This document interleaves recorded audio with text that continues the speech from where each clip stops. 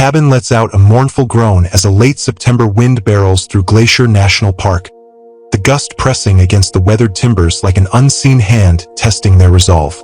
I'm seated at my desk, a small island of light carved out by the desk lamp's glow, surrounded by a sea of notebooks.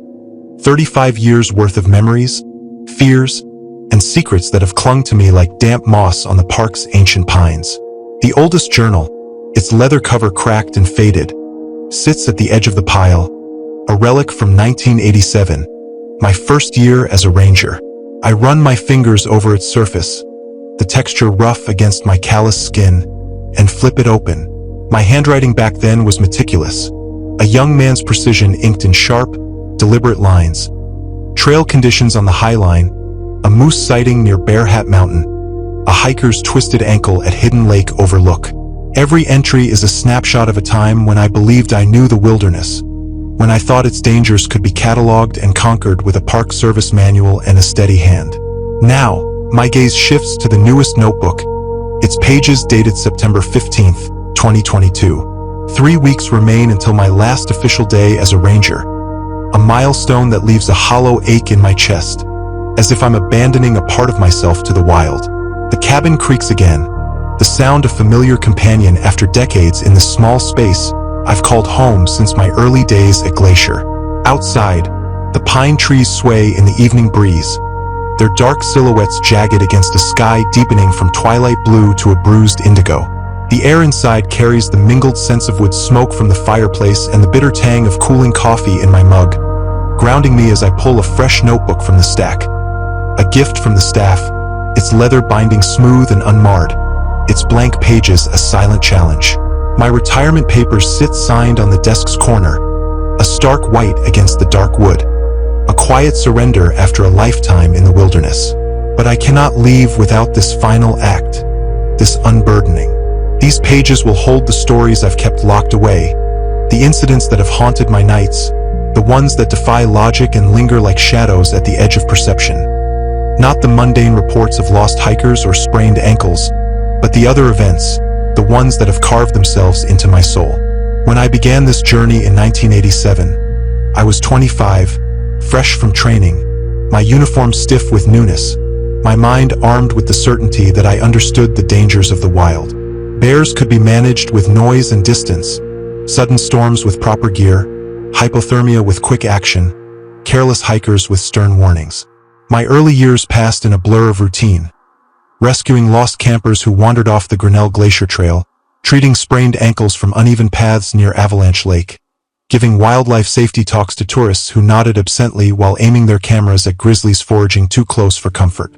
I reach for a photo frame on my bookshelf, its glass smudged from years of handling, and study the image within.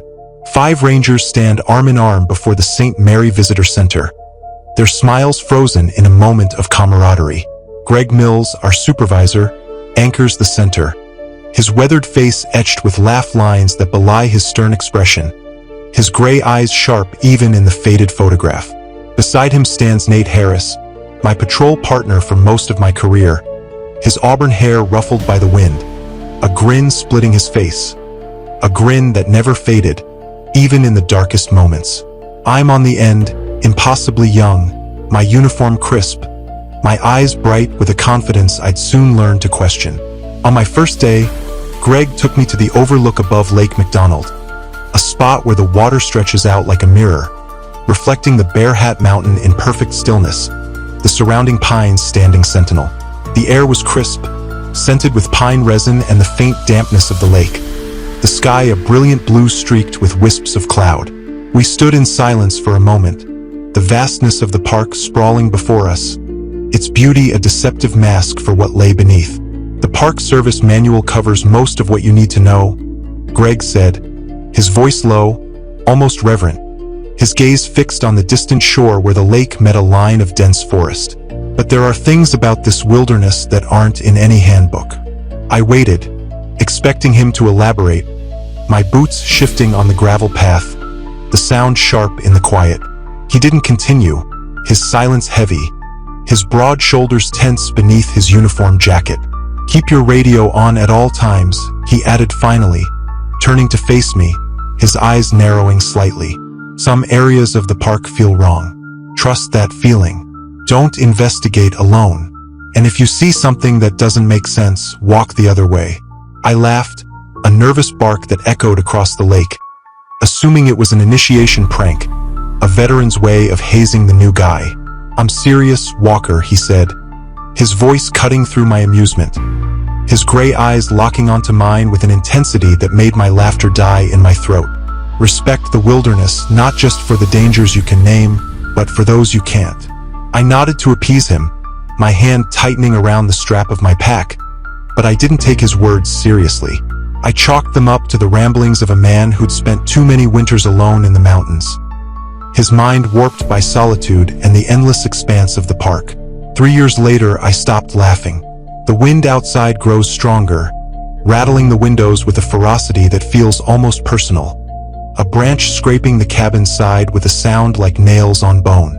I turn on the desk lamp, its light casting a small circle of warmth in the darkening room. The corners of the cabin seeming to press inward, shadows pooling where the light doesn't reach. I check my watch, nearly midnight. I've been writing for hours, the memories pouring out with a clarity that surprises me. My coffee has gone cold, but I barely notice as I open the new notebook to its first page, hesitating as I write the date. Once these words are committed to paper, there's no turning back. People will read them and whisper of madness. 35 years of service dismissed as the ravings of a man unhinged by the wild. But these records aren't for the public. They're for the rangers who will follow, especially Kelly Peterson, who will inherit my post when I leave.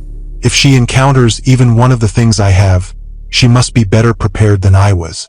I scrawl the title of the first account, "The Strange Man in the Woods, August 1993, and the memory surges forward, sharp and vivid, as if it happened yesterday. It was a humid August night in 1993, the air thick with the scent of pine and the acrid tang of campfire smoke, the sky a deep velvet pierced by a scattering of stars. I was 6 years into my career, seasoned enough to handle most situations the park threw at me, my confidence a shield I wore proudly. Nate and I had been dispatched to campsite 14 near Lake McDonald after a call from the Mitchell family, a group of 4 from Illinois who'd been camping for 3 nights. We arrived just before sunset, the lake reflecting the last golden rays of the day, the surrounding mountains casting long shadows across the water. The campsite was tidy, a blue minivan parked beside a large family tent, a smaller one nearby for the kids. A picnic table bore the remnants of lunch, crusts of sandwiches, an empty chip bag, while camping chairs circled a properly built fire pit, the flames flickering low. David Mitchell, a man in his late 30s with a firm handshake but a tremor in his grip, approached as we stepped from the truck. His wife, Sarah, stood near the picnic table, her hands twisting the hem of her shirt, her face pale despite the summer heat. Their children, Jason, 10, and Amy, 8, clung to her sides, their eyes wide with a fear that seemed too heavy for their ages. "Rangers Walker and Harris," I said, showing my badge, the metal cool against my palm. "Heard you folks have been having some trouble." David nodded, glancing back at his family before speaking, his voice steady but strained. "We've been here 3 nights. The first night, Sarah thought she saw someone standing at the edge of our campsite, just watching us. I grabbed a flashlight, but by the time I looked, there was nobody there. I convinced myself I imagined it," Sarah added, stepping forward, her voice steady but her hands fidgeting, her nails bitten to the quick. "But the second night, we all saw him." "A man?" I asked, pulling out my notebook, my pen poised. David confirmed with a nod, his jaw tightening. Tall, wearing hiking clothes, pants, jacket, boots. He stood at the tree line, just beyond where our lantern light reached, watching us. Didn't move, didn't say anything. I called out, asked if he needed help, but he didn't respond. He stood there for at least 15 minutes before disappearing into the trees. We didn't hear him leave. He was just gone when I looked again. "What time was this?" I asked, scribbling notes, the scratch of pen on paper a comforting rhythm. "After dark, maybe 10, David said, looking to Sarah, who nodded, her arms crossed tightly over her chest. "The kids were getting ready for bed." Did you see his face? Any distinguishing features? Nate asked, his own notebook out, his auburn hair tucked under his ranger hat. His tone calm but his eyes sharp. Sarah shook her head, hugging herself tighter. It was too dark and he was just beyond the light. But something about the way he stood, it wasn't right. Her words sent a chill through me, though I brushed it off, clinging to the rational explanations I'd been trained to seek. I'd heard similar reports before. Most national parks had their share of odd stories, usually chalked up to wildlife, pranksters, or the paranoia of city folks unaccustomed to the forest's quiet. What about last night? Pressed. Same thing, David said, his voice dropping. Showed up around the same time, just watching. But last night he came closer, close enough that Sarah got scared and took the kids into the tent. I stayed out with a lantern and my pocket knife. He looked embarrassed at the admission, his cheeks flushing. Eventually, he backed away into the trees. I walked to the edge of the campsite where the trees began, the ground hard-packed and dry, not ideal for tracking. No footprints, no disturbed plants, nothing to indicate a presence. I returned to the family, noting their careful campsite management, food stored in bear-proof containers, trash secured in a bag hanging from a tree branch. These weren't careless campers. Have you noticed any wildlife? I asked, grasping for a logical thread. Bears or mountain lions can sometimes trigger that feeling of being watched. We know what bears look like. Ranger Walker, Sarah said firmly, her tone brooking no argument. This was a person. Any problems with neighbors? Nate gestured toward the nearby campsites, his voice casual but his posture alert. Anyone who might be messing with you? David shook his head. The closest occupied site is 3 spots down, an older couple from Montana. They've been friendly. We're supposed to stay until Sunday, David said, his voice heavy. 5 more nights, but we're thinking of cutting it short. The kids are scared, and after 3 nights of this, he trailed off, his hand resting protectively on Jason's shoulder. Here's what we can do, I said, meeting his gaze. We'll set up surveillance tonight. If someone's hassling you, we'll catch them. Relief washed over their faces, Sarah's shoulders relaxing slightly, though her eyes remained wary. In the meantime, Nate added, go about your day normally. Enjoy the park. We'll be back before dark. As we walked back to the truck, I kept my voice low. What are you thinking? Nate glanced around the surrounding forest, his expression thoughtful. Could be poachers using the area to access the backcountry, or maybe a drug operation nearby. We dealt with both before. Marijuana grows hidden in remote sections, smugglers using trails to transport goods, neither group fond of witnesses. We returned to the station to file a report and prepare for the night operation, Greg approving our overtime without hesitation, his trust in our judgment unspoken but clear. We arrived back at the Mitchell's campsite just before sunset, parking an unmarked vehicle a short distance away to avoid drawing attention. The family seemed more relaxed knowing we were there, going through their evening routine, cooking hot dogs over the fire, the kids playing cards at the picnic table, their laughter a stark contrast to the tension of our earlier meeting. We checked in briefly, David nodding his thanks, then positioned ourselves in the trees with a clear view of the campsite, about 50 yards apart to cover more ground. I settled behind a fallen log, my night vision binoculars ready, the air cooling rapidly as darkness fell, the scent of pine mingling with the faint smoke from the fire. The night grew colder, the sounds of laughter from the campsite fading as Jason and Amy went to bed, their small tent glowing briefly with the beam of a flashlight before going dark. David and Sarah remained by the fire, their voices low, the occasional pop of the flames punctuating the stillness. I checked my watch, 11:45 p.m., the time glowing green in the dimness. The radio at my hip buzzed softly. Anything on your side? Nate whispered, his voice a faint crackle. Nothing, I replied. You? Just mosquitoes having a feast on my neck. He muttered, a hint of humor in his tone. Another hour passed, my legs stiffening from crouching, the chill seeping through my jacket. David and Sarah finally retired to their tent around 1 a.m., the campsite falling silent save for the dying fire's embers. At 2:13 a.m., I glanced at my watch just as movement caught my eye at the far edge of the campsite. A tall, thin man emerged from the trees exactly where the Mitchells had described.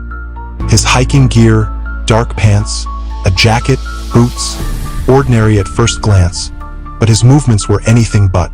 He moved in sharp, jerky bursts, like a marionette with tangled strings. Each step a disjointed lurch that made my stomach twist. I radioed Nate, my voice low but urgent. "Southeast corner. Do you see him?" "I see him," Nate whispered back, his tone tight with unease. "What the hell is wrong with him?" The man stopped at the clearing's edge, his head tilting at an unnatural angle. A slow, deliberate twist that sent a shiver down my spine. He stared at the Mitchells' tent, standing completely still except for quick, erratic twitches of his head, as if scanning for something or someone. I put my hand on my holster, the weight of the firearm a cold comfort, and stepped closer, my boots silent on the pine needles. "Sir," I called, my voice firm but not loud enough to wake the family. "This is Ranger Walker with the National Park Service. I need you to identify yourself." The man turned toward me with a sudden, mechanical twist, his movement too fast, too precise, like a machine snapping into alignment. The dying firelight caught his face, and I froze. His mouth stretched into a stiff, unnatural smile, revealing too many teeth, the grin a grotesque parody of human expression. His eyes were oversized, unblinking, reflecting the embers like a deer caught in headlights, but there was nothing natural in their shine. He looked human, yet wrong, as if his features were a mask that didn't quite fit, the edges slipping to reveal something other beneath. My radio crackled, Nate's voice breaking through. "Tom, something's not right here," he said, fear threading his words in a way I'd never heard before, not even during a grisly encounter the previous summer. The man's head snapped toward the sound of the radio, then back to me, his mouth opening and closing with a series of sharp clicking noises, a grotesque mimicry of speech, like a machine trying to form words it didn't understand. "Sir, I need you to put your hands where I can see them and state your business here," I said, stepping closer, my heart pounding against my ribs, my training warring with the primal urge to flee. I scanned all directions, my heart still racing, but the dense trees and bushes revealed nothing. No movement, no sound. "Spread out 10 feet apart," I said, my voice low. "Move slow." We searched for 20 minutes, our beams cutting through the darkness, but found no trace. No footprints on the hard ground, no broken branches beyond where we'd lost him, no signs anyone had passed through that section of forest. We called in a tracking dog unit at dawn, but the dogs whined and backed away, refusing to follow the scent beyond where we'd lost sight of the man, their handlers exchanging uneasy glances. When we returned to the campsite, the Mitchell family was huddled by a rekindled fire, the flames casting flickering shadows across their faces. Sarah had her arms around Jason and Amy, who looked wide-eyed with fear, their small hands clutching her jacket. "Did you catch him?" David asked, his voice tight, his knuckles white around a mug of coffee. "No," I admitted, the words bitter on my tongue. "We lost him in the woods." "That wasn't a person," Sarah said, her voice trembling, her eyes locked on mine. "Did you see his face? His smile?" I tried to offer reassurance, my training kicking in.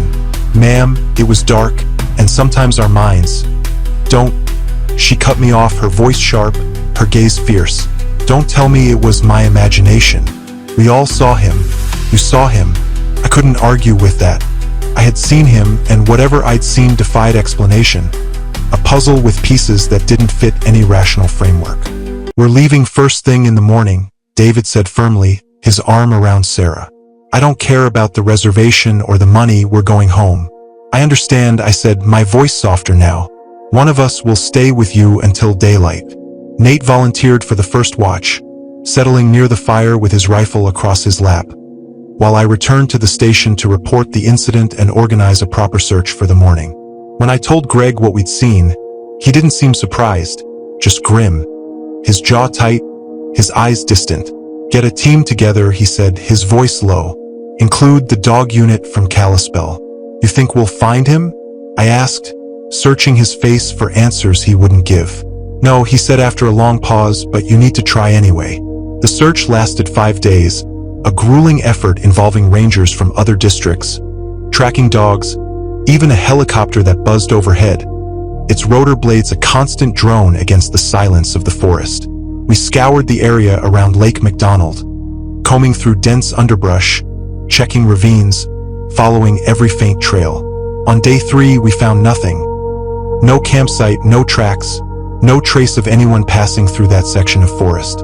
The Mitchell family left that morning as promised, packing up with the efficient speed of people desperate to escape, their minivan kicking up dust as they drove away.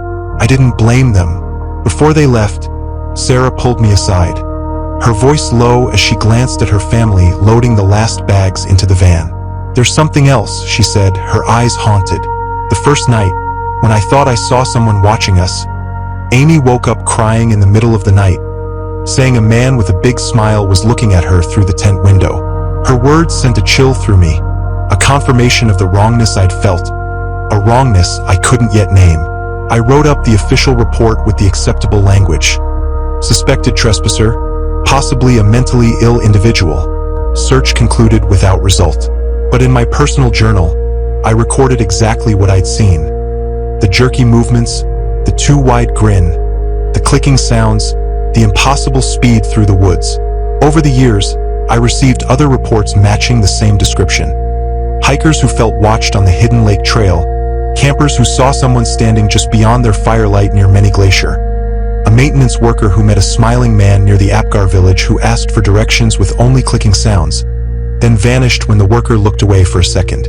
Each time, searches found nothing. Each time, I added notes to my private journal, the entries growing into a catalog of the unexplainable. Each time, I remembered Greg's warning from my first day.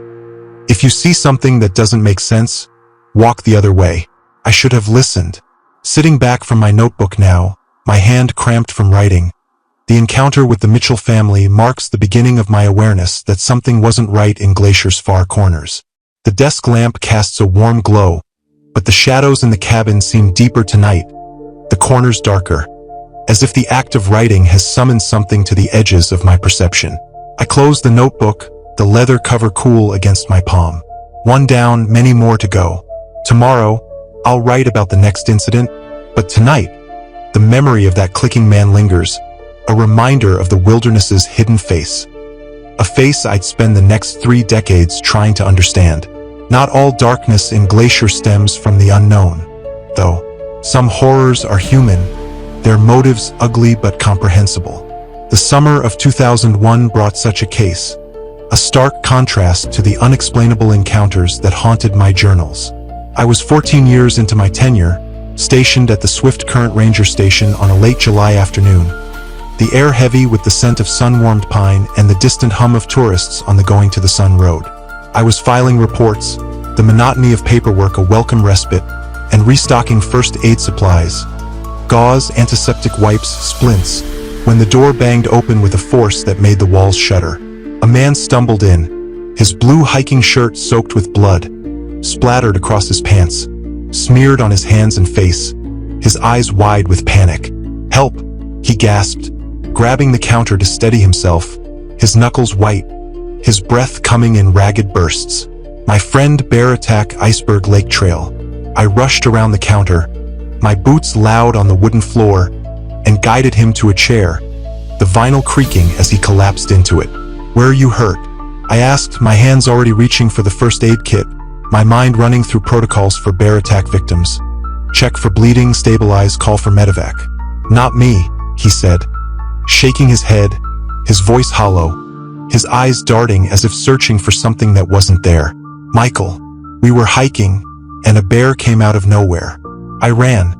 I shouldn't have left him, but I panicked and ran." He was covered in blood, but as I cleaned his hands and face with antiseptic wipes, I found no injuries. Not a scratch, not a bruise. That struck me as odd, but adrenaline can mask wounds, I told myself, clinging to logic even as unease began to coil in my gut. "I'm Ranger Walker," I said, grabbing the radio, my voice steady despite the growing disquiet. "What's your name?" "Jacob. Jacob Turner," he replied, his hands trembling as he wiped them on his pants. smearing the blood further. "And your friend?" "Michael Reed. I called in the emergency." My voice clipped as I relayed the details to dispatch. "Bear attack victim on Iceberg Lake Trail. One hiker unaccounted for. Requesting backup and medical support." Dispatch confirmed, and within 15 minutes, Ryan Peterson arrived, his blonde hair damp with sweat, followed shortly by Jennifer Martinez, her dark eyes sharp as she unpacked rescue gear. As they prepared, I cleaned more blood from Jacob, looking more carefully for injuries, the coppery scent of blood mixing with the antiseptic's sharp sting. "Are you sure you weren't hurt?" I asked, my tone gentle but probing. "No, it's all Michael's blood," he said, his voice hollow, his gaze fixed on his hands. I tried to help him, but there was so much blood. Ryan approached, notepad ready, his voice calm but firm. "Mr. Turner, can you describe the bear?" "Brown, big," Jacob stammered, his hands shaking harder now, his eyes flickering with something I couldn't name. "Fear, yes, but something else too. It happened so fast." "Did it chase you?" I asked, watching his face closely. "No, I just ran," he said, his voice breaking. I heard Michael screaming, but he buried his face in his hands, his shoulders shaking. "I left him there." "You did the right thing getting help," Jennifer said, checking the medical kit, her tone reassuring but her expression skeptical. Fighting a bear would have just given it 2 victims.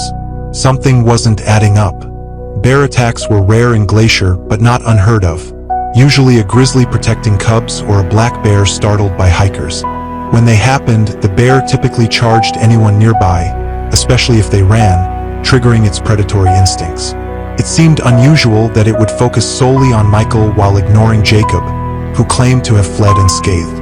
I asked Jacob to sketch a map of where the attack happened, handing him a notepad and pen, his hands shaking as he drew a rough outline of the trail near a distinctive rock formation about 2 miles up.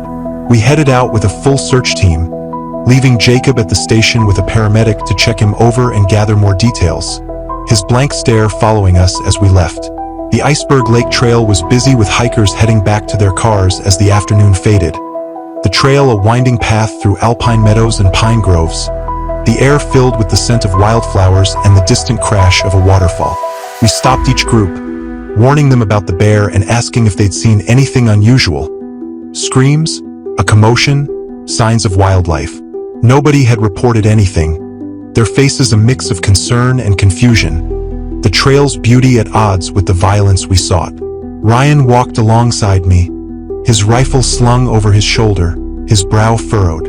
"Something feel off to you?" he asked, his voice low. "Yeah," I admitted, no injuries on the friend despite all that blood. No hikers saw or heard anything, and bear attacks in the middle of a busy trail on a clear day are pretty unusual. "Could be lying about the location," Jennifer suggested from behind us, her pack rattling softly with each step. "Might have happened off-trail." We reached the area Jacob had described after about an hour and a half, the rock formation.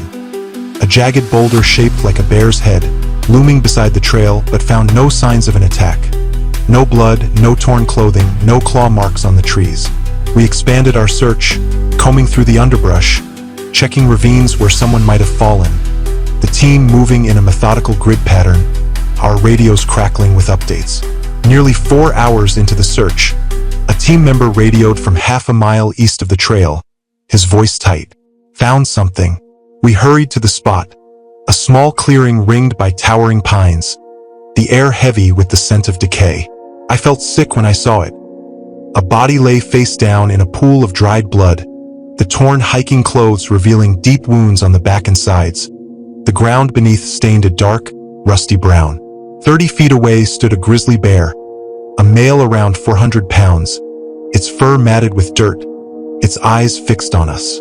"Nobody move," I whispered, raising my rifle, the weight steady in my hands, my heart pounding as the team formed a line between the bear and the body, rifles at the ready. But the bear wasn't acting aggressive. No raised fur, no bared teeth, no low growl of warning.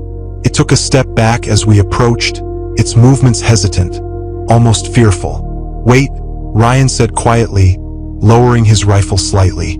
"Look at how he's behaving, he's scared, not aggressive." Jennifer kept her rifle trained on the bear, her finger off the trigger. And look at the blood pattern, she added, nodding toward the body. She was right. If a bear had attacked here, we'd see signs of struggle. Blood spatter in multiple directions, drag marks, torn earth. Instead, most of the blood pooled directly beneath the body, with some splatter extending in a single direction, as if sprayed from a focus point.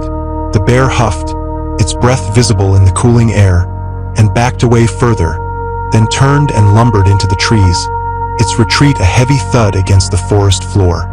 We waited until it was out of sight before approaching the body, our rifles still at the ready, the tension thick in the air. "That's weird," Ryan said, his voice low. "Bears usually guard their kills, especially ones this fresh."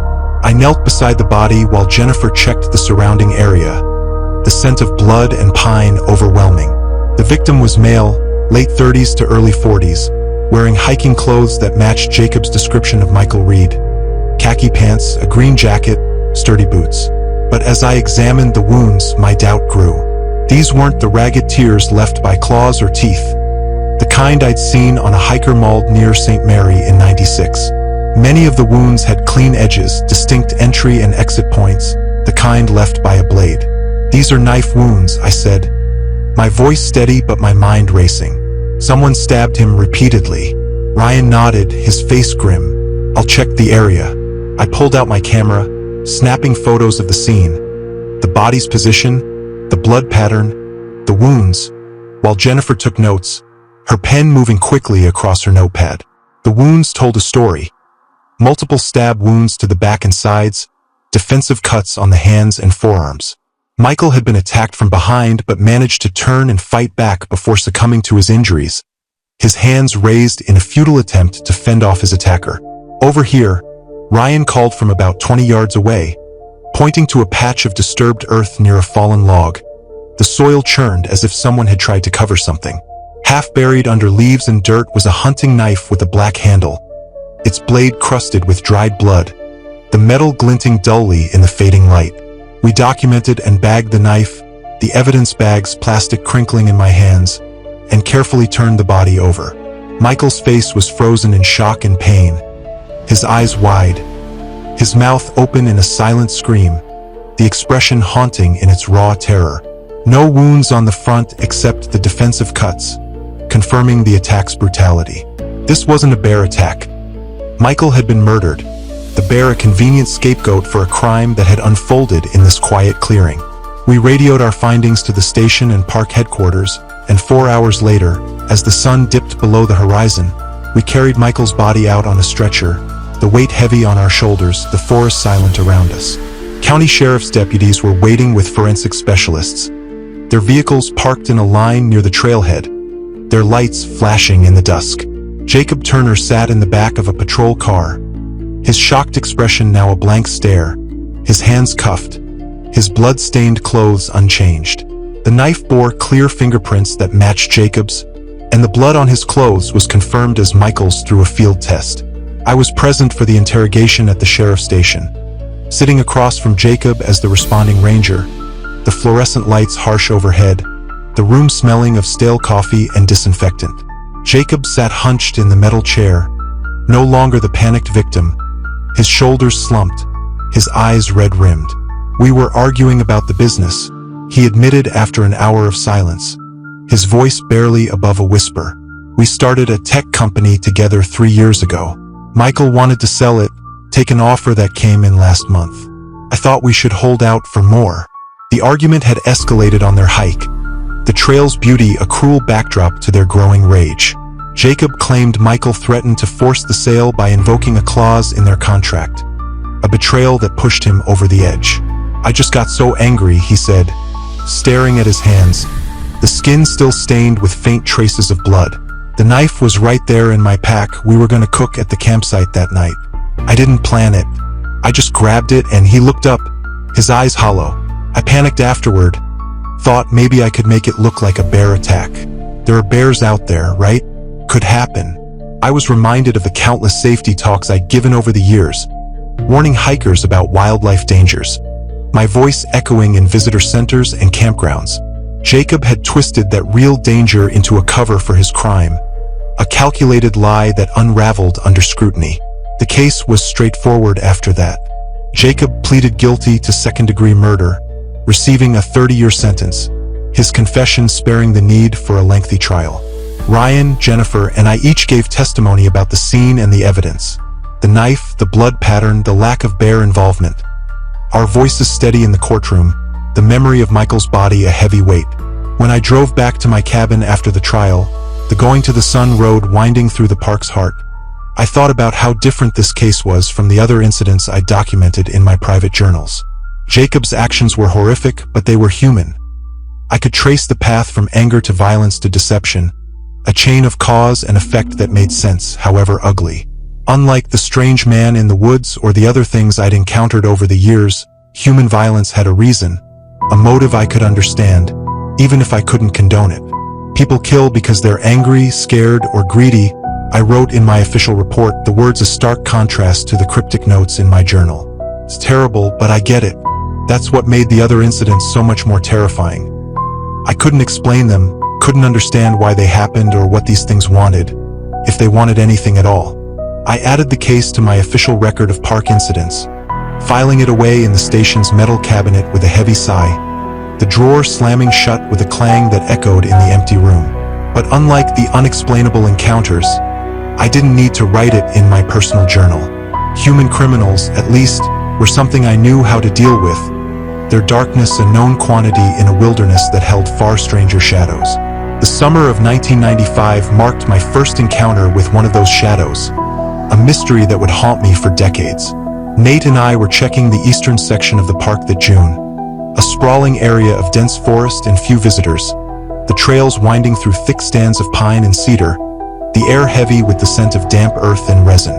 We split up that morning to cover more ground, agreeing to meet at the trail junction by noon, our radios crackling with brief check-ins as we worked. I arrived at the junction a few minutes early, my pack heavy on my shoulders, the sun high overhead casting dappled light through the canopy. Nate was already there, sitting on a fallen log, his water bottle clutched between his hands, his ranger hat pulled low over his eyes.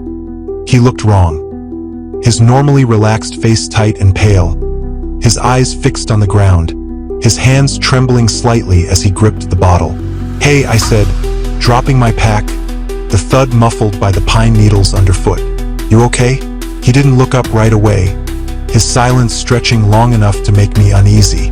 When he finally did, his eyes were haunted, a flicker of fear in their green depths that I'd never seen before. "I found something out there," he said, his voice low, almost a whisper, as if speaking too loudly might summon whatever he'd seen. "What? Like a marijuana grow? Poachers?" I asked, trying to anchor the conversation in the familiar. We'd dealt with both before. Hidden grows in remote clearings, poachers setting traps near the park's boundaries. "No," he said, taking a deep breath, his shoulders hunching. "A staircase." I laughed, the sound harsh in the quiet forest, assuming he was joking. "What? Like from one of the old park buildings?" He shook his head, his expression unchanging, his hands tightening around the bottle until his knuckles whitened. "Just a staircase standing by itself in a small clearing. Wooden steps, fancy handrail, carpet running up the middle." His voice dropped lower, as if the words themselves were dangerous. Like someone took it out of a nice house and stuck it in the middle of nowhere. My smile faded as I studied him, the laughter dying in my throat. Nate didn't spook easily.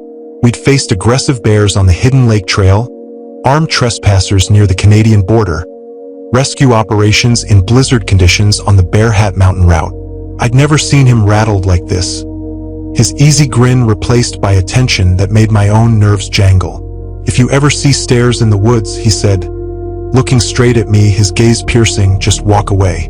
I wanted to press him for details, my curiosity piqued, but something in his eyes stopped me. A raw, unfiltered fear that I couldn't ignore. We hiked back to the truck in near silence, the crunch of our boots on the trail the only sound, the forest around us unervingly quiet, as if it too held its breath. Over the next few days, Nate avoided the subject entirely, his usual chatter replaced by a brooding silence, his hands often clenched at his sides.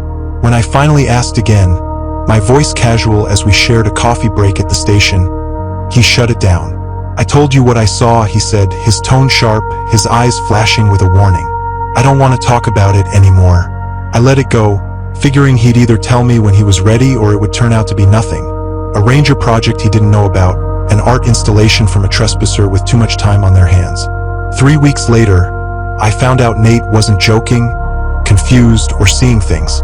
I was checking trail conditions near Ptarmigan Tunnel, a remote section of the park where the pines grow so thick the sky is reduced to slivers of blue. The air always dark and cool, the silence oppressive. I'd been hiking for hours, my boots sinking into the soft earth, the scent of moss and pine heavy in my lungs, my pack a familiar weight on my shoulders. As I rounded a bend in the trail, the forest opened into a small clearing, and I froze, my breath catching in my throat. There they were, 15 wooden steps rising from the forest floor, leading to nothing but empty air, the top step ending abruptly as if a second floor should have been there but wasn't. The wood was smooth and polished, a rich mahogany that gleamed in the dim light, each step covered with a burgundy carpet that didn't have a single leaf or pine needle on it, the fabric pristine despite its impossible location.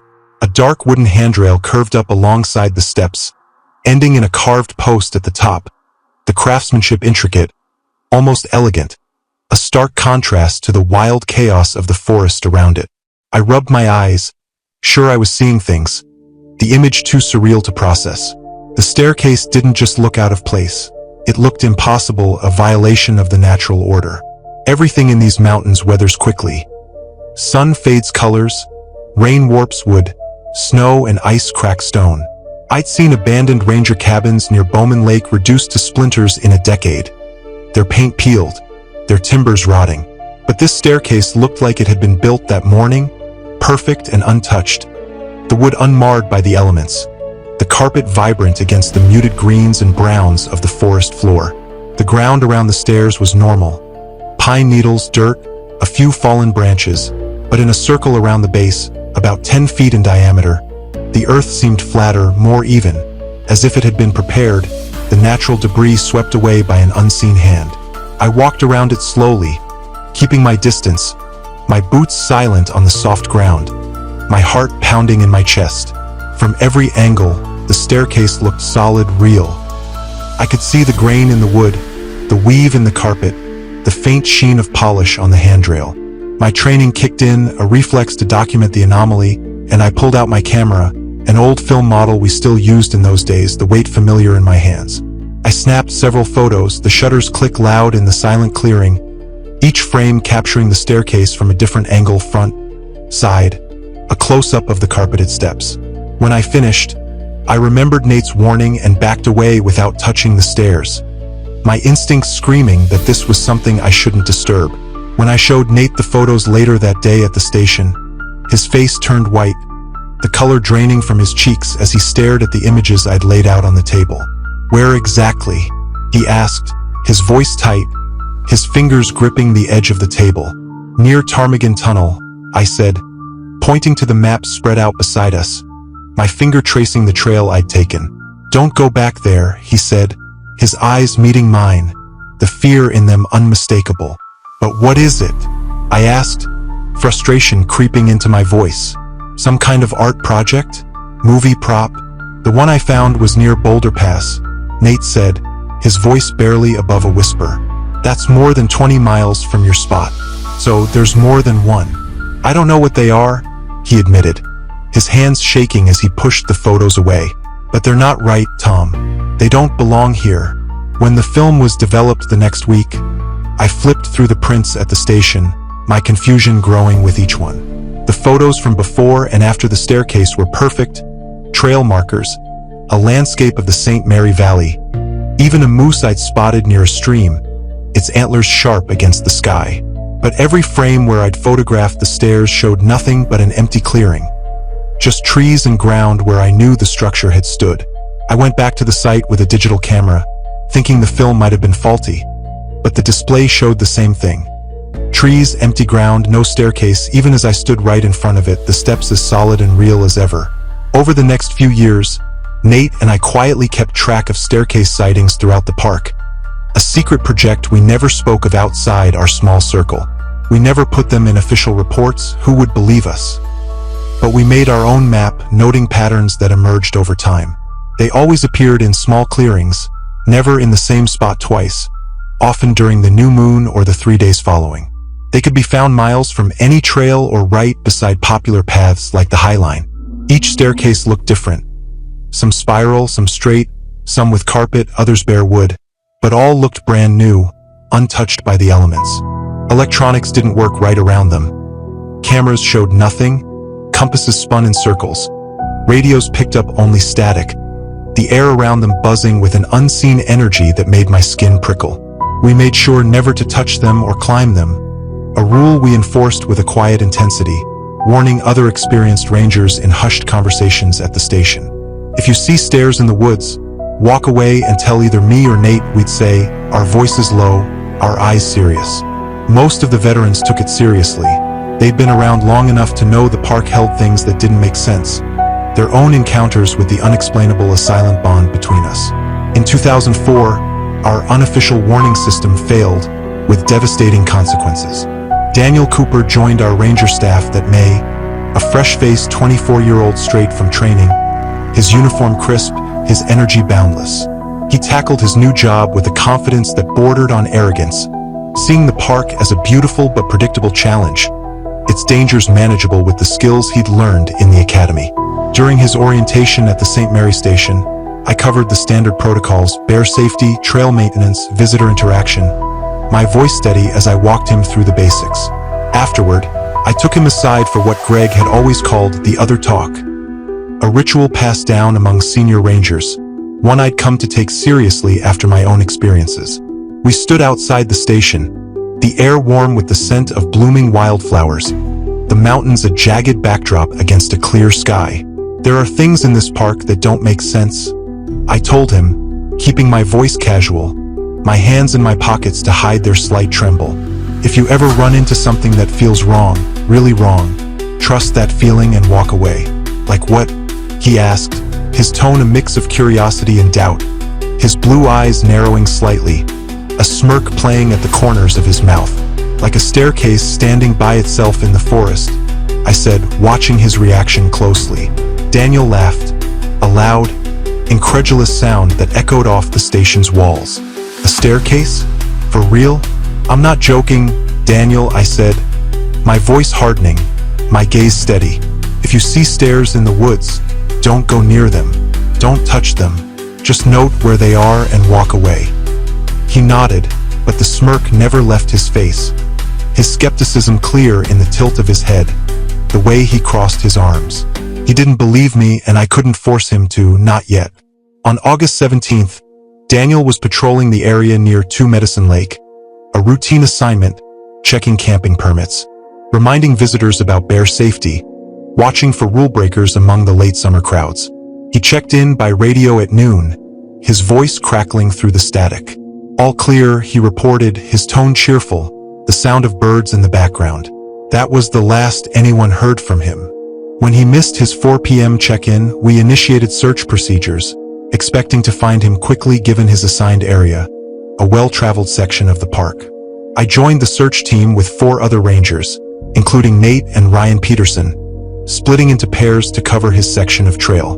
Ryan and I took the eastern shore of the lake, the water shimmering in the afternoon sun, the air filled with the scent of pine and the distant laughter of campers. After about 2 hours, Ryan's radio crackled, Nate's voice cutting through. We found Cooper's pack, he said, his tone flat, half a mile north of the ranger station, just off trail. No sign of him. Ryan and I headed to the location, my boots pounding the trail, a sick feeling settling in my stomach as we approached. Nate stood at the edge of a small clearing, his face pale, his hands clenched at his sides.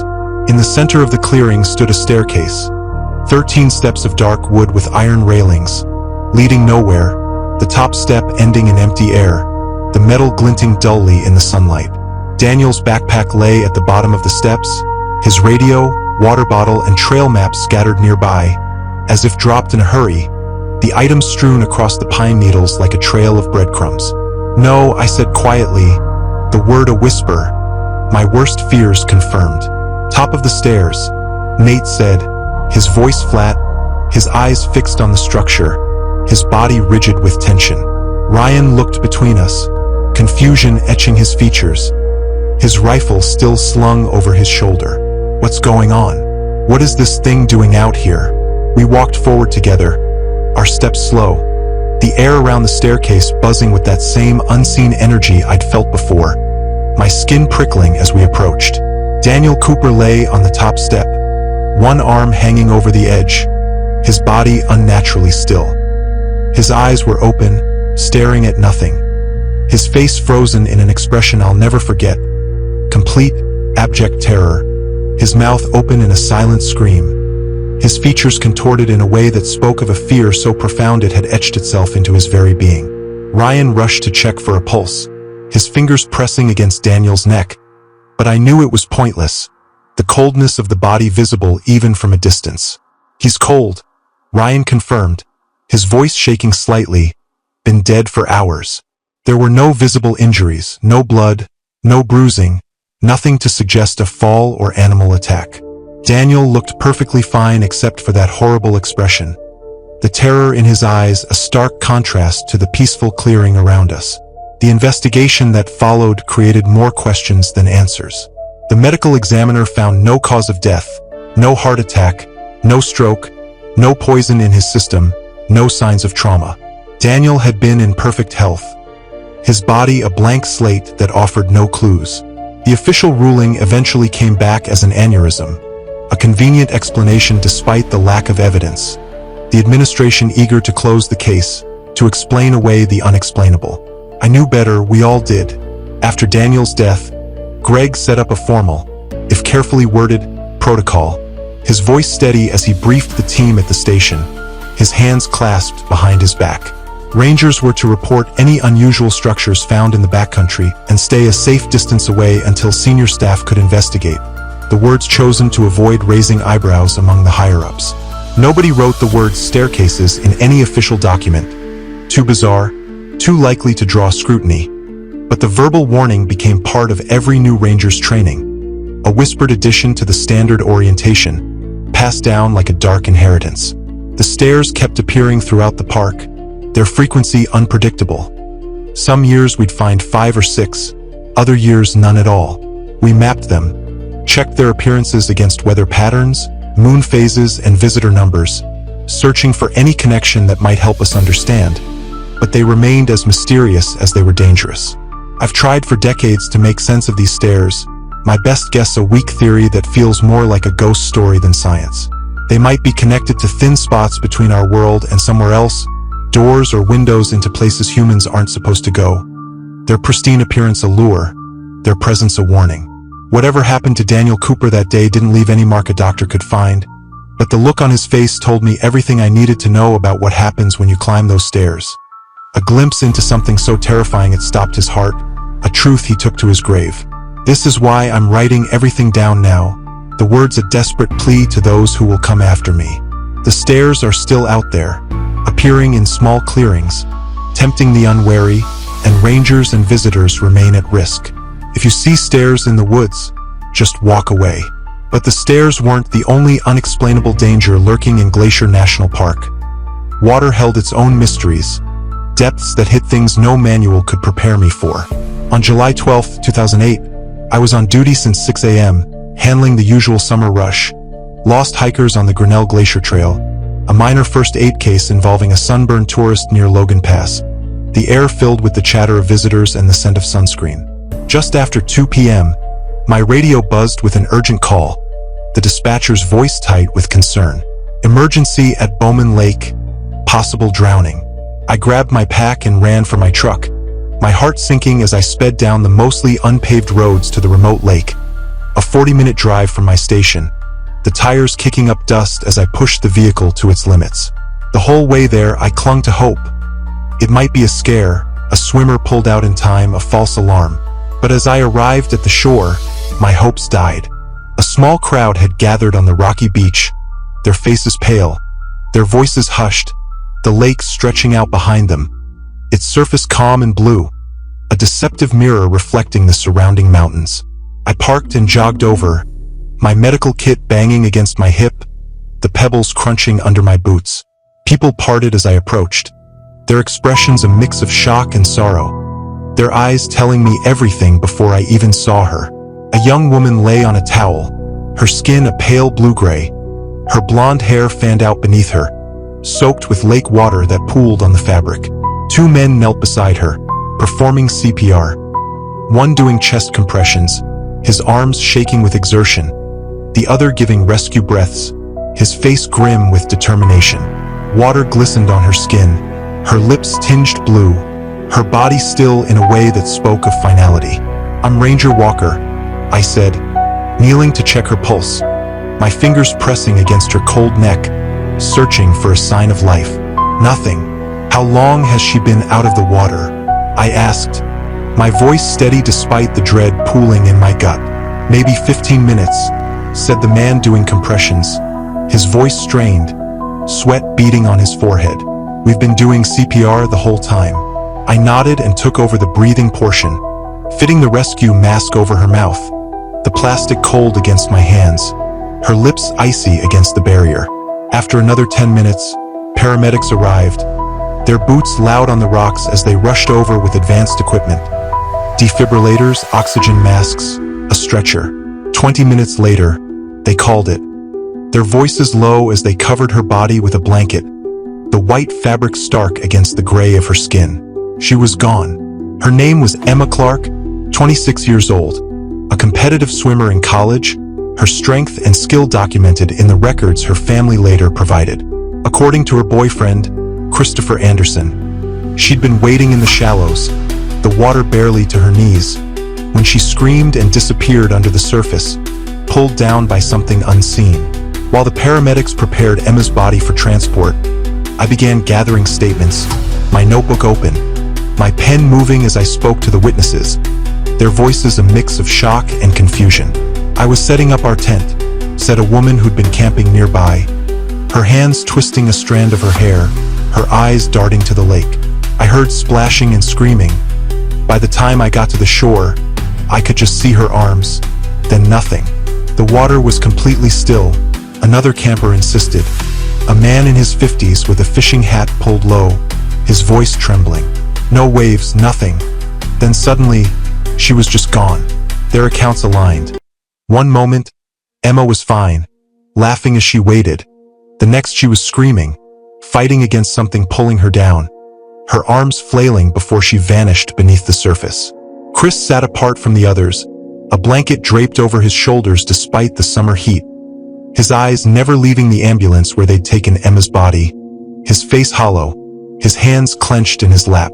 I sat beside him on the rocky shoreline, the stones digging into my knees, the lake stretching out before us, its calm surface a mockery of the tragedy it had witnessed. "I'm very sorry for your loss," I said, my voice soft, the words inadequate against his grief. "I know this is difficult, but can you tell me what happened?" Chris was 27, his brown hair disheveled, his eyes red-rimmed, his voice flat with a grief that broke through in jagged bursts. "We came up from Missoula for the weekend," he said, his hands twisting the blanket's edge. "Emma loved swimming here. She was on the swim team at U of M for 4 years, one of their best." He took a deep breath, his shoulders shaking. "We were just wading. The water wasn't even to her knees. She was laughing about how cold it was. Then she screamed. Did you see what happened?" I asked, my pen poised, my eyes on his face. He nodded slowly, his gaze distant, as if replaying the moment in his mind. Something grabbed her ankle. She fell forward and started clawing at the water, trying to pull herself back to shore. I ran to help her, but she went under so fast, like something yanked her down. His voice shook, his hands trembling. I dove in after her. The water wasn't even up to my chest where she went under, but I couldn't find her at first. Then I saw her, just floating there under the surface, her eyes open, her hair fanning out like a halo. I wrote everything down, asking for details. Had Emma hit her head? Mentioned feeling dizzy or unwell? The answer was no to everything. She'd been perfectly healthy, happy, her laughter echoing across the lake just minutes before she drowned. The autopsy confirmed drowning as the cause of death, her lungs full of lake water, But there were no signs of trauma, no heart defects, no drugs or alcohol in her system. Nothing to explain why a strong swimmer would drown in 4 feet of calm water. Park officials settled on 2 possible explanations: an underwater current that caught her by surprise, or entanglement with lake vegetation, both reasonable to those who hadn't been there, both offering a neat answer to a messy tragedy. But I knew Bowman Lake. There were no strong currents in that cove, especially on a calm day, the water as still as glass, reflecting the sky in perfect clarity. A survey of the area showed very little vegetation, certainly nothing that could trap and drown a swimmer like Emma. No weeds or roots tangled around her body when we pulled her out. 2 days after the drowning, I returned to the lake with water testing equipment. The official investigation closed, but the questions gnawing at me like a persistent ache. I waded into the shallows where Emma had drowned, the water cold against my legs, the rocks slippery underfoot, my equipment. A thermometer, sample jars, a small net, clinking in my pack. The temperature readings troubled me immediately. July in Montana meant warm surface water, usually around 65 degrees Fahrenheit in the shallows of Bowman Lake. But the spot where Emma had drowned was 48 degrees Fahrenheit, nearly 20 degrees colder than areas just 10 feet away. A stark anomaly that made no sense. I checked and rechecked my equipment, thinking it must be broken, the thermometer's needle steady at the impossible reading. It wasn't. As I waited further, collecting samples, I noticed something else. The small fish that usually darted around the rocks near shore, their silver bodies flashing in the sunlight, were completely absent from the area where Emma had drowned. A clear circle about 15 feet across devoid of life, the water eerily still. I never included these findings in my official report. How could I explain a cold spot with no clear source, or fish that seemed to know to stay away? Their instincts warning them of something I couldn't see. What bothered me most was something Chris said during our follow-up interview a week later. His voice quiet as we sat in the station, a cup of untouched coffee cooling between us. I'd asked if he'd noticed anything unusual about the lake that day, anything at all that seemed off. The water felt wrong, he said, looking down at his hands, his fingers tracing the rim of the cup. When I dove in to find her, it felt heavy, like swimming through syrup, and cold. So cold it hurt my skin. He looked up at me, his eyes searching. That's not normal, is it? I didn't have an answer for him. Not one I could put in an official report. Not one that would ease the pain etched into his face. For months afterward, I returned to Bowman Lake regularly. My visits a ritual of sorts, a way to grapple with the unanswered questions that lingered like ghosts. I took more water samples, checked temperatures, watched the fish, my boots leaving faint prints in the muddy shore. The cold spot persisted until late October, a stubborn anomaly that defied explanation, then suddenly disappeared, the water returning to its normal warmth as if nothing had happened.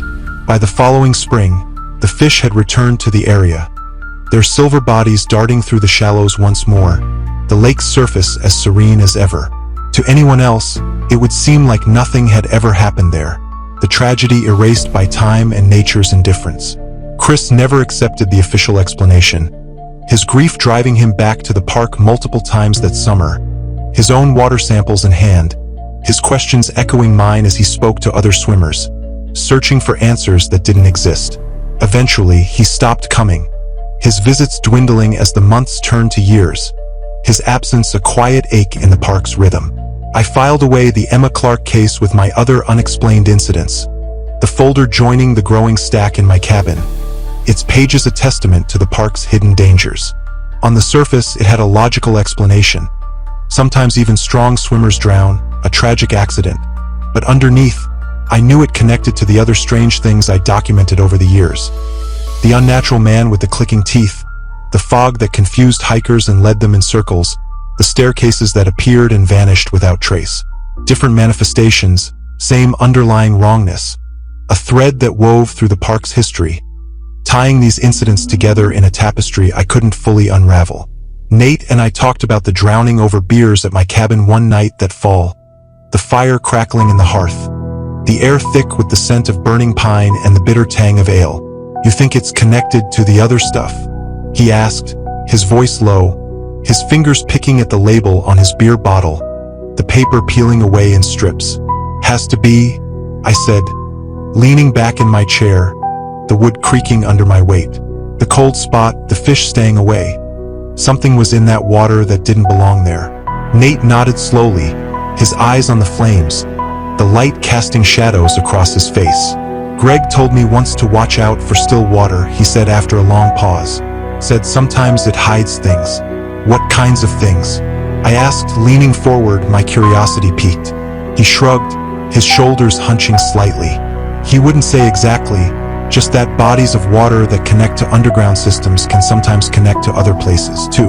I thought about Bowman Lake, fed by mountain streams and spring water filtering through ancient rock formations. The limestone and granite beneath its surface riddled with hidden passages. Caverns that stretched into darkness no human had ever explored. What might lie beneath, in those uncharted depths? What could reach up from those hidden places, its touch cold and heavy, pulling a swimmer down with a force she couldn't fight? You notice these things seem to be happening more often? Nate asked after another long silence, his voice quiet but heavy with meaning. I had noticed. My first strange encounter came 6 years into my career, then years might pass between incidents. Now they were happening every few months. The stairs appearing more frequently, reports of strange figures near campsites, hikers talking about lost time and trails that weren't where they should be, their watches jumping ahead hours in a single step. Maybe we're just more aware of them now, I suggested, grasping for a rational explanation. We know what to look for. But Nate shook his head, his expression grim.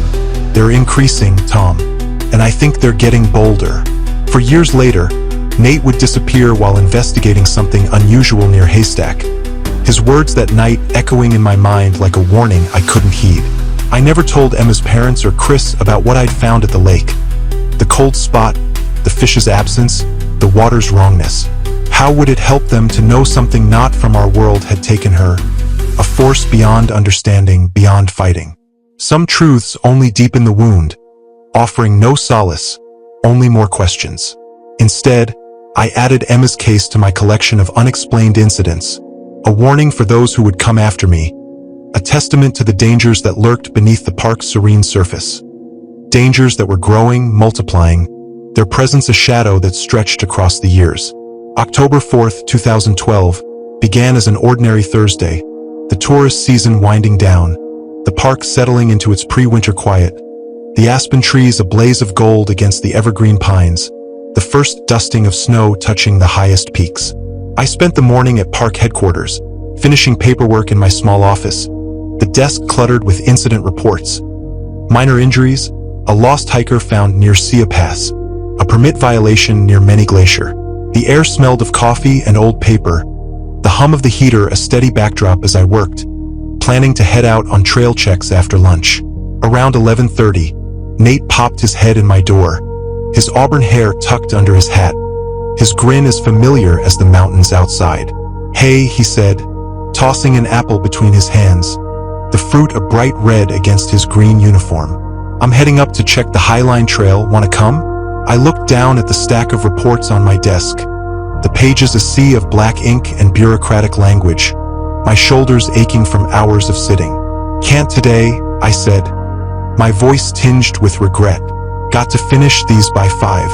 "Your loss," he said with a grin, taking a bite of the apple, the crunch loud in the quiet room. "Weather's perfect up there."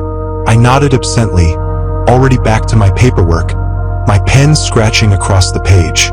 "Take lots of pictures for me," I said, half distracted. "Always do," he replied, lingering in the doorway, his tone shifting slightly, a note of hesitation I didn't catch at the time. "Oh, I'm gonna swing by Haystack, too. Got a report of something unusual there yesterday." That made me look up, my pen pausing mid-sentence, my eyes narrowing as I studied him. "What kind of unusual?" I asked, my voice sharper now, the memory of staircases and clicking figures flashing through my mind. He shrugged, his grin fading slightly, though he tried to keep his tone light. "Probably nothing. A hiker said they saw what looked like a door in the rock face. Might just be a shadow or weathered formation, but worth checking. Want me to come after I finish here?" I asked, the words automatic, our unwritten protocol kicking in. We shouldn't check that kind of thing alone, not after what we'd seen. "Nah, I'll just take a look," he said, tapping the radio on his belt, his voice casual but his eyes serious. If it's actually something, I'll call it in and wait for backup. I'm not going to do anything stupid. All right, I said, relaxing slightly, though a faint unease lingered. Check in every 2 hours.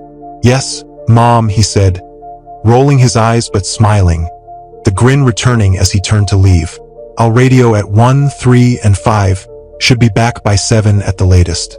That was the last real conversation I had with Nathan Harris, the last time I saw his grin, heard his voice unmarred by static, the last moment before the park took him. He radioed at 1:05 p.m., as promised, his voice crackling through the static as I sat at my desk, a sandwich half-eaten beside me. Walker, this is Harris at Logan Pass, heading out on Highline now. All quiet so far, he said, the sound of wind in the background, the faint call of a hawk overhead. His 3 p.m. check-in came 10 minutes late, a delay that made me glance at the clock, my fingers tightening around my pen. Walker, Harris here, just past Haystack, checking that spot now. We'll radio when I'm headed back, he said, his voice steady but clipped, the wind louder now, carrying the sound of rustling leaves. That was it. When 5 p.m. came and went with no word, I tried calling him, my voice steady but my heart beginning to race. Harris, this is Walker, you copy? Static answered me, a hiss that seemed to mock my growing fear. I tried twice more before walking to dispatch, my boots loud on the station's wooden floor, and asked Linda, our longtime dispatcher, to try on the main system, her fingers quick on the controls. Ranger Harris, this is dispatch. Please respond, she said, her voice calm but her eyes meeting mine, a flicker of concern in their depths. More static, the sound of void that swallowed my hope. He's probably just in a dead zone, Linda said, but I heard the slight tremor in her voice, the unspoken worry we both shared. We knew Nate wasn't one to miss check-ins, his reliability a constant in the chaos of ranger work. I'm gonna drive up to Logan Pass, I said, grabbing my pack, my decision made. If he radios in, let me know immediately. The drive to Logan Pass usually took an hour from headquarters, the road winding through steep inclines and hairpin turns, the scenery a blur of green and gray. I made it in 45 minutes, my hands tight on the wheel, my mind racing with possibilities. Nate injured, Nate lost, Nate taken. The visitor center was closed for the season, the parking lot nearly empty, a thin layer of frost glittering on the asphalt in the late afternoon light. Nate's truck was parked near the trailhead, a familiar green pickup with a dented bumper, the sight both a relief and a new source of dread. I parked next to it and got out, the wind cold up on the pass, carrying the scent of snow and pine, the air biting at my exposed skin. I tried Nate's radio again, my voice echoing in the empty lot. Nothing. Looking through his truck window, I saw his lunch cooler on the passenger seat, unopened, a sandwich and apple untouched, his personal backpack on the floor, its straps neatly coiled. Only his ranger pack was missing, the one he always carried on patrol, its absence a silent confirmation that he'd gone out on the trail as planned. I called headquarters from my truck radio, my voice steady despite the fear clawing at my chest. This is Walker, Harris's vehicle is at Logan Pass, but no sign of him. His lunch is still in the truck, and he's not responding to radio calls. Copy that, Walker, came the response, the dispatcher's voice calm but tense. Do you want to begin search procedures? Yes, I said, my decision immediate. Get a team up here ASAP. I'm gonna check the first mile of trail before it gets dark. That first evening, 6 of us searched the immediate area of the Highline Trail with headlamps and flashlights, calling Nate's name into the darkening wilderness, our voices echoing off the cliffs, the beams of our lights catching every movement, branches swaying in the wind, small animals darting between rocks. But no sign of my friend, no answer to our calls. By morning, a full search operation was underway, a coordinated effort that brought rangers from 3 districts, volunteer search and rescue teams from Kalispell and Whitefish, their faces grim as they unloaded gear, their voices low as they strategized. A helicopter buzzed overhead, its blades a steady thrum against the silence of the mountains, while ground teams covered every section of the Highline Trail and surrounding areas, their boots leaving tracks in the thin layer of snow that had fallen overnight. I briefed the search coordinator, Mark Wilson, a veteran ranger with a weathered face and steady hands, his clipboard a shield against the chaos. His last check-in mentioned haystack. He said he was checking something unusual there. I told him, my voice low, my hands clenched at my sides. What kind of unusual? Mark asked, his eyes narrowing, his pen pausing over his notes. He didn't specify, I said, hesitating, the weight of the truth heavy on my tongue. But he was looking for what a hiker described as a door in the rock face. Mark gave me an odd look, his brow furrowing, but he noted it in his search plan, his voice steady as he assigned teams. We'll concentrate extra resources in that area, he said. His tone professional, but his eyes searching mine for answers I couldn't give. On the second day, one of the search dogs alerted near a steep section of trail about 2 miles past Haystack, its bark sharp in the quiet morning air. The handler called us over, and we found Nate's ranger hat snagged on a branch below the trail. The green fabric faded but unmistakable. A small tear in the brim from a snag he'd never bothered to repair. It was the first sign of him we'd found, and the area became our focus, teams rappelling down the steep slope below where the hat was found, checking every crevice and patch of vegetation, their voices echoing as they called out updates. The dogs followed a scent trail for about 50 yards, their noses low to the ground, their handlers encouraging them forward. But then the trail stopped. Not a gradual fading, but a sudden end, as if Nate had vanished into thin air. The handlers exchanged uneasy glances, the dogs whining as they sat back on their haunches, refusing to move further. That evening, after the search teams had returned to base camp, I went back to where we'd found the hat, the light fading fast, the sky a deep indigo streaked with the last rays of sunlight. Something about the area bothered me, a nagging sense of wrongness I couldn't place, my instincts urging me to look again. I crouched down, touching the rough ground where the dogs had lost Nate's scent. The soil cold against my fingers, colder than it should have been after a day of sunlight, the texture gritty with small pebbles. Looking more carefully, I saw what looked like large dents in the dirt.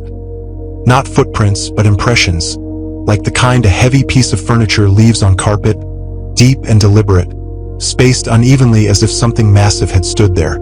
Following these marks, I walked about 20 feet to where they stopped at a rock wall. The stone smooth and gray, a natural formation that rose 10 feet high, its surface unmarred by cracks or crevices. The marks led straight to the rock and didn't go around it, as if whatever had made them had walked through the stone itself. I ran my hand over the cool surface, the rock solid under my fingers, its texture rough with lichen, but otherwise normal, just an old formation that had sat there for millennia. Then I noticed the smell. A strange, sweet scent I'd never encountered in the park before, like overripe fruit mixed with the sharp tang of nail polish remover, the odor cloying and unnatural. When I took a deep breath, trying to identify it, my head spun, my vision blurring at the edges, a wave of dizziness forcing me to step back, my hand covering my nose with my jacket sleeve. The smell lingered in my nostrils, making it hard to think straight, my thoughts sluggish as I pulled out my flashlight and checked the rock more carefully, the beam steady in my hand. I found nothing, no cracks, no openings, nothing.